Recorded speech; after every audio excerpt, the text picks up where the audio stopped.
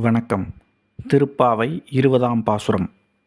33 அமரர்க்கு முன் சென்று கப்பம் தவிர்க்கும் கலியே துகிலளாய், செப்பமுடையாய் திரளுடையாய் செற்றார்க்கு வெப்பம் கொடுக்கும் விமலா துயிலளாய், செப்பன்ன மென்முலைச் செவ்வாய் சிறுமருங்குல் நப்பின்னை நங்காய் திருவே துயிலளாய், ஊக்கமும் தட்டொளியும் தந்துன் மணாளனை இப்போதே எம்மை நீராட்டலோர் எம்பாவாய். பக்தர்களுக்கு துயர் நேர்ந்தால் 33 தேவர்களுக்கெல்லாம் முன்னதாக தானே ஓடிச் சென்று அருள் புரியும் கலியுக தெய்வமே கண்ணா எழுந்திராய்.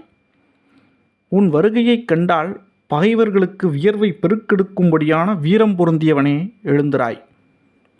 பவளச் செவ்வாயும் கொடியிடையும் அழகிய திருமேனியும் உடைய நப்பின்னையே எழுந்திராய். எங்களுக்கு விசிறி கண்ணாடி கொடுத்து அத்துடன் உன் கணவனான கண்ணனையும் எங்களுடன் அனுப்பிவை என ஆயர்குலப் பெண்கள் பாடுவதாய் இப்பாசுரம் அமைந்துள்ளது.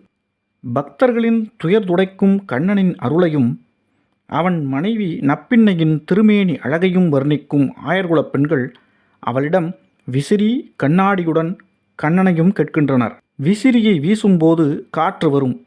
அது வீசுபவருக்கு மட்டுமின்றி அருகில் உள்ள மற்றவருக்கும் இதமான தென்றல் அனுபவத்தை தரும். அதுபோல் நாம் நமக்காக மட்டும் எதையும் செய்யாமல் பிறர் நலனுக்காகவும் வாழ வேண்டும் என்பதை ஆண்டாள் உணர்த்துகிறாள். அடுத்தது கண்ணாடி. இது பார்ப்பவர்களின் பிம்பத்தை அப்படியே எடுத்து காட்டுகிறது. அவர்களின் அழுக்கையும் குறையையும் சுட்டிக்காட்டி அதை சரி செய்து கொள்ள உதவுகிறது.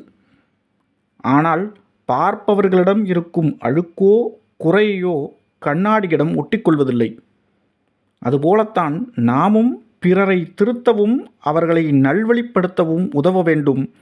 அவர்களிடம் உள்ள தீய குணங்களை நமக்கானதாக்கிக் கொள்ளக்கூடாது. கண்ணன் அவன் நப்பின்னையின் கணவனே ஆனாலும் நாராயணன் அவதாரம். பொதுவாக கடவுள் வழிபாடு செய்வோர் அவனை தன்னுடன் மட்டும் சுருக்கிக் கொள்ளக்கூடாது. ஆன்மீகத்தால் தாம் பெற்ற அனுபவத்தை பிறரும் பெற்று அவர்களும் வீடு பேறு அடைவதற்கான வழியை நல்க வேண்டும்.